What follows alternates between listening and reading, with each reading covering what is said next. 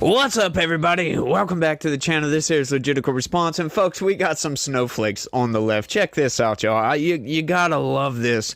Newspaper non-endorsements at Washington Post, LA Times fit a trend, but their readers aren't happy. No, as a matter of fact, that's a very nice way to say it, because their readers are jumping ship, if you will. They are pissed. They are leaving in droves because the Washington Post and the LA Times and a lot of places, as a matter of fact, this is a trend we have seen of these places not endorsing Kamala Harris, and people are getting mad about it. Oh, I just love this stuff, y'all. Check this out.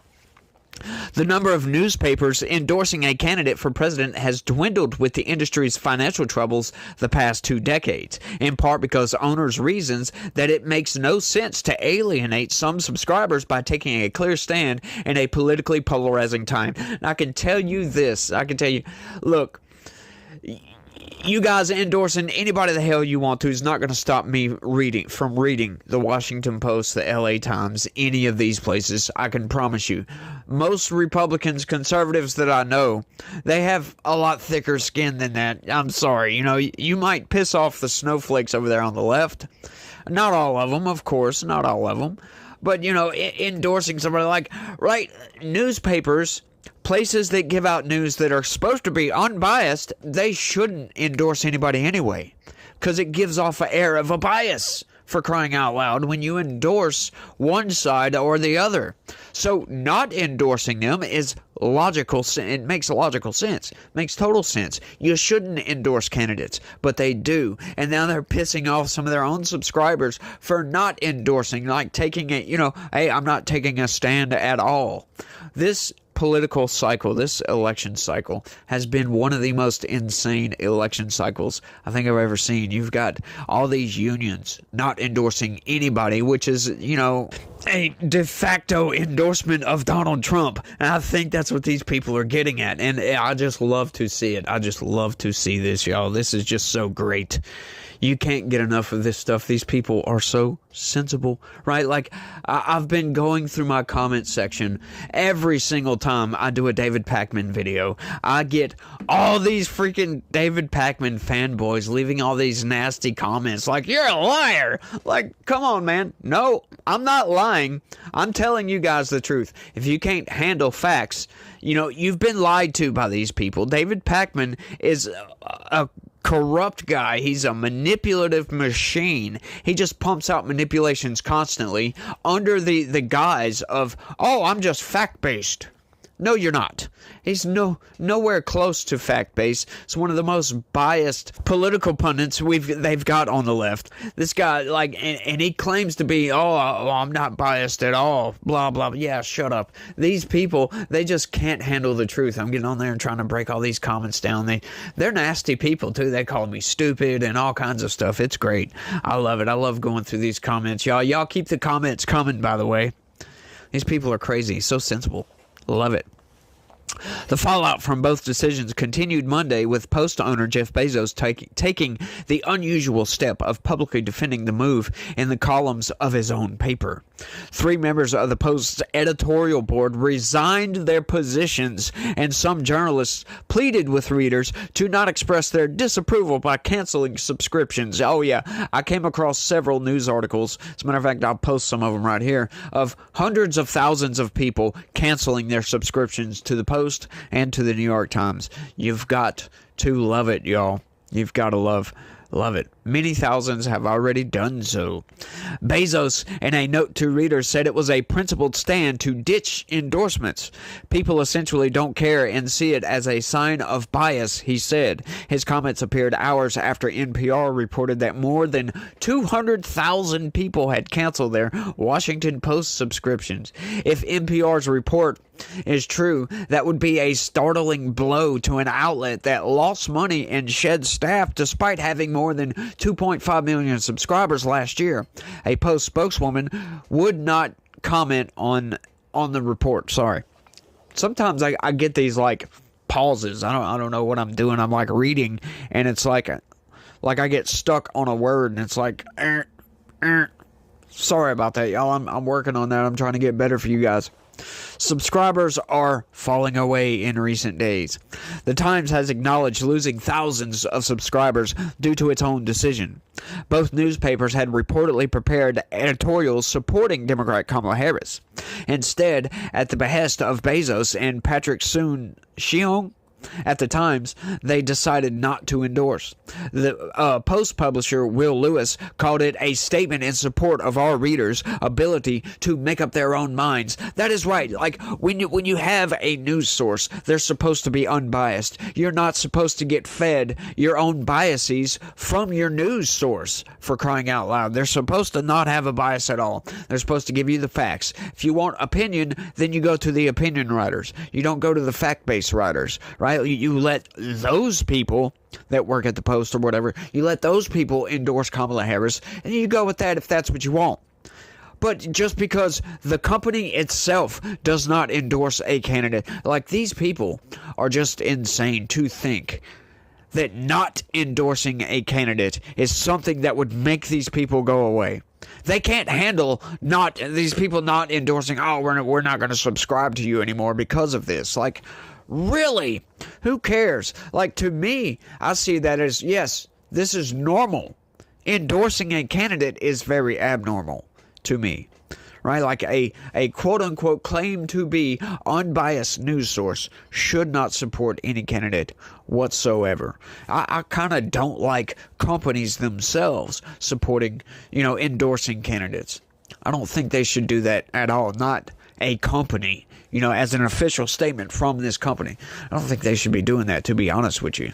Because, once again, you're going to piss off a lot of people on the left, no matter who you endorse. If you don't endorse Kamala Harris, you're going to piss a bunch of people off. And if you endorse Donald Trump, you're going to piss a whole lot more people off. So it's like, what do? Just don't endorse anybody. Then you can't piss anybody off, right? Nope. Apparently not. Apparently that's not good enough to not take sides. You must take sides. And it's the right who are the Nazis, right? We're the ones that are intolerant bigots and misogynists and all that stuff. Come on now. These people are insane, y'all. This is what we're having to deal with. And yeah, I'm still talking to you, David Pakman. As a matter of fact, I'm going to send the link to this video to every single one of those commenters. I love doing that, by the way. I love doing that. I love talking about those people and telling them just how stupid I think they are for leaving ridiculously low IQ comments, by the way. Yeah. Oh, you're stupid, bro. Like, come on, man. You're trying to hurt my feelings. You're trying to make me quit and go bye-bye. Yeah, I'm sorry. That's not going to work. Sorry. Just not going to work with me. By announcing their decisions within 2 weeks of Election Day, however, the newspaper left themselves vulnerable to criticisms that their publishers were trying to not anger Republican Donald Trump if voters returned him to power. It looked like they were not making a principled decision, said John Woolley, co-director at the American Presidency Project at the University of California, Santa Barbara. Oh, you gotta love that. By announcing that's, once again, like I said, it's a de facto endorsement of Donald Trump. No, it's not. They're just not taking a stand, but that's how these people see it. If you're not with them, that means you're with the other guys. There is no center anymore. You can't be a centrist these days. You can't be a moderate. None of that. You're either with them or you're a far-right Nazi. That's what you are. So pick a side, because according to them, that's the only thing you can do these days, folks. This is getting ridiculous. And they say the country is polarized. No, it's not. The left is polarized. Everybody else is in the same place that we all used to be. So don't let the corporate press and don't let these lefties try to fool you. If you think that, yeah, it's okay to have abortions, but there should be a limit on it, yeah, you're a moderate, right? If you think that, yeah, you like immigration, but you think we should have a secure border, you're a moderate. You're not some far right-wing nut job like some of these people think. You're a moderate. You gotta love it, y'all. You got to love it. Retired Post editor Martin Barron on social media said the decision showed disturbing spinelessness at an institution famed for courage, and that Trump would see it as a further invitation to intimidate Bezos. You gotta love that, man. You gotta love that. They're over here seething and writhing in their own feces, it seems like. Just because the Washington Post, the New York Times, and a lot of other places, frankly, didn't endorse Kamala Harris. That's the reason, y'all. And that's why I'm covering this, by the way. I get enjoyment out of this. This is why I wake up in the morning to see the left. You know, like that meme of that girl wearing that bright neon yellow greenish jacket the day that Donald Trump was announced that he won, falling to her knees and screaming, "No." First time ever anywhere, the 45th President of the United States of America, Donald. Tap on the shoulder. You adjust the microphone as you told, man. For their gracious aid throughout I am this so sorry they have been to my world. I am so I live for those moments. I really, really do, because these people are just so weak-brained, it seems like. You can't criticize their guy and get away with it, it seems. It's just, you gotta love it. Endorsements have a long history. Yeah, they should. Back in the 1800s, newspapers were sharply partisan in both their news pages and editorials. I didn't know that. Even when a trend toward unbiased news reports took hold in the 1900s, editorial pages remained opinionated and the two functions were kept separate. See, there you go. That's what I was talking about earlier. Like, you want to have an editorial like this guy, specific guy that works at the Post wants to endorse Kamala Harris, fine. But the newspaper themselves, if they want to be viewed upon as unbiased, you don't endorse anybody. You don't pick sides. You put out your fact-based news as fact-based news, not skewed, manipulated garbage. Tired of that crap, y'all. We need to get back to that. As recently as 2008, 92 of the nation's 100 largest newspapers endorsed either Democrat Barack Obama or Republican John McCain for president. But by 2020, only 54 made a choice between Trump and Joe Biden, according to the Presidency Project. Figuring there were even fewer this year, Woolley said they aren't even planning to count. Yeah, I wouldn't either. The Tampa Bay Times told its readers this week that it was concentrating its editorial endorsements on local races where it can be more helpful. That's not a bad idea. However, once again, I still don't think they should be endorsing people. We cannot think of a single reader who was told the editorial board over the past election cycle that they needed our help deciding on how to vote for president. Not one, the paper wrote in an unsigned story. That's something else I don't get. Like, why do you need these people? That's what I would love to ask anybody on the left. Like, if there's any of those people that clicked on this link, that responded to the link from the comment from the David Pakman video where I was outright just bashing this guy because he lied, he manipulated all of those facts. As a matter of fact, go look it up. Do the research yourself. Don't let somebody else do the research for you, by the way. But if you're over here, let me know. Please tell me. Do you need somebody to tell you who to vote for? Like, why would you guys get pissed off about this? Maybe not even necessarily you guys. I'm not trying to dig on y'all. I'm just curious. Seriously, why would somebody get mad about this, y'all? And, anybody else out there in the comment section, y'all let me know. No, why would somebody get mad about this? It doesn't make sense to me. Like I don't get mad at Fox News for, I don't even watch Fox News. I don't watch any mainstream news unless I have to. For this, in other words. Studies found readers paid endorsements little heed and in a digital world, meaning didn't understand the distinction between straight news stories and advocacy-driven editorials. In many cases, chain ownership took the decision out of the hands of local editors. At the time the news business is struggling, they didn't want to give any readers an excuse to leave. Right, but in doing so, that drove hundreds of thousands of these people away. You gotta love it. They really don't want to rattle or piss off the people who are not going to like their endorsement, said Rick Ammons, media business analyst at the Poynter Institute, a journalism think tank. Oh, they got journalism think tanks. Ooh, lovely. The solution is just not to do them. Obviously it's not, because you just pissed off a bunch of people. That hasn't seemed to fly at newspapers in two large metropolitan areas with liberal populations. The Post, under Barron's leadership during the Trump administration, saw its circulation spike with aggressive political coverage that frequently angered the former president. You mean biased fake news that would piss anybody off?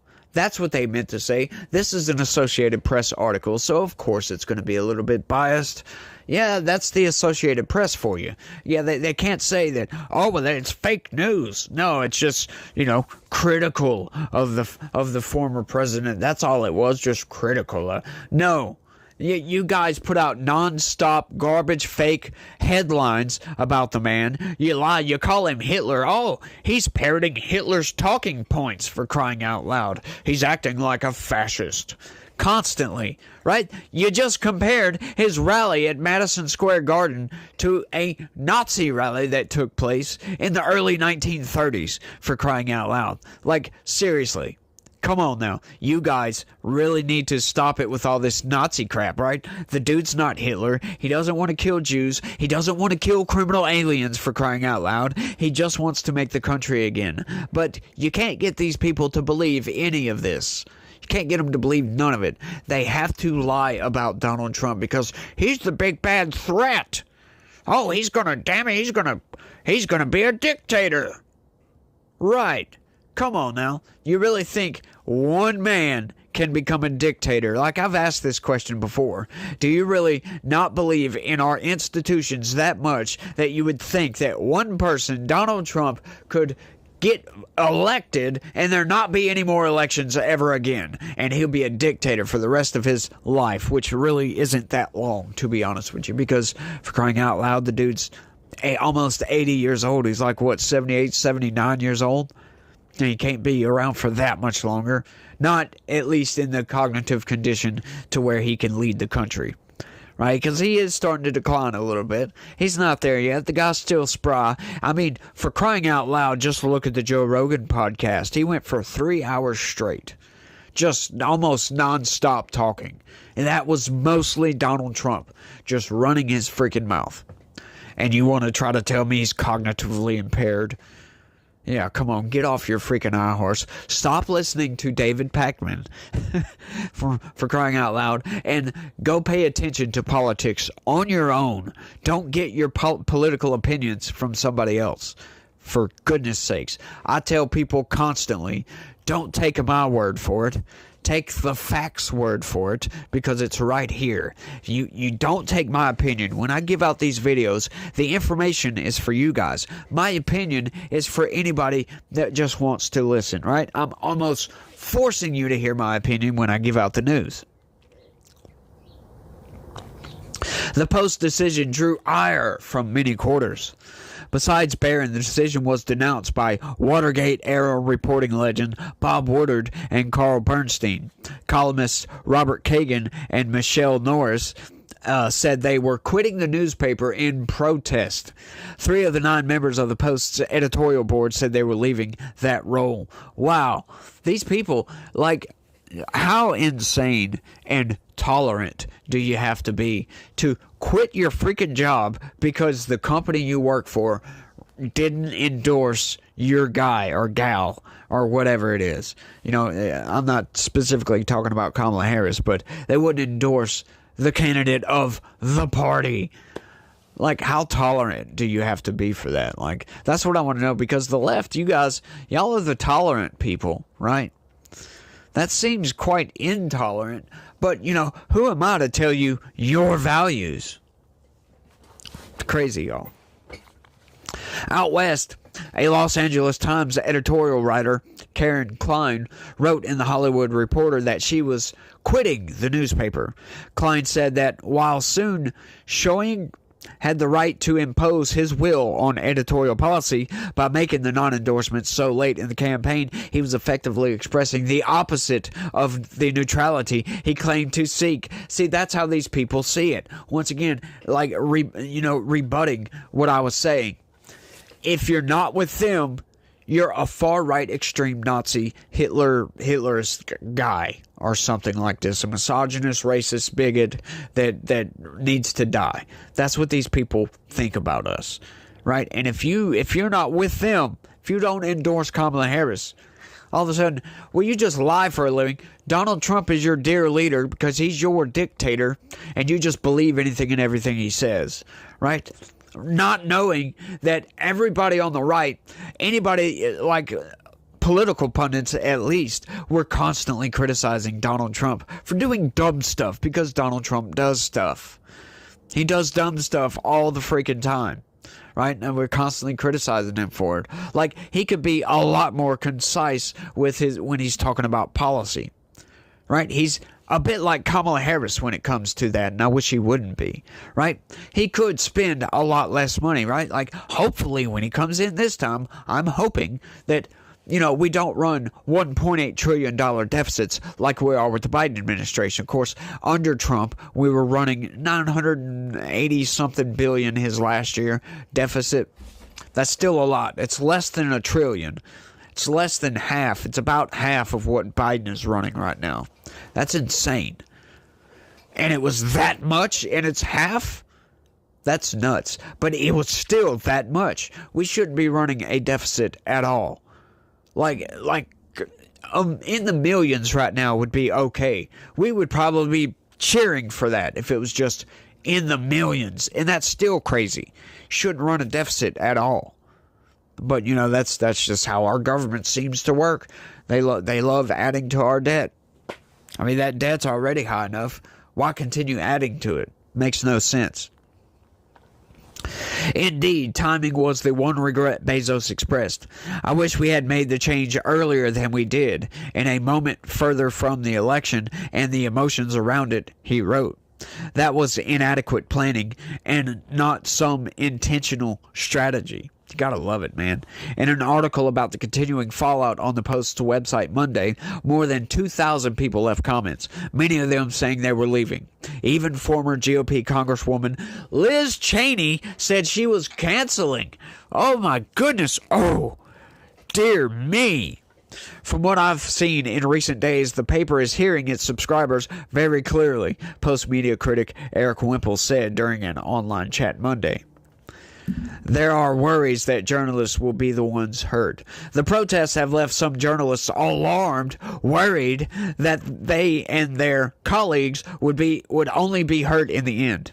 The union representing Los Angeles Times workers issued a statement last week that before you hit that cancel button, recognize that subscriptions help underwrite the salaries of hundreds of journalists. The more cancellations there are, the more jobs will be lost, and the less good journalism there will be. Post columnist Dana Milbank wrote, yeah, good journalism, you need fake news, right? Like, they do put out good news sometimes, right? But they some of these editorials they put out is just fake news, skewed garbage. And they deserve to lose subscribers over this.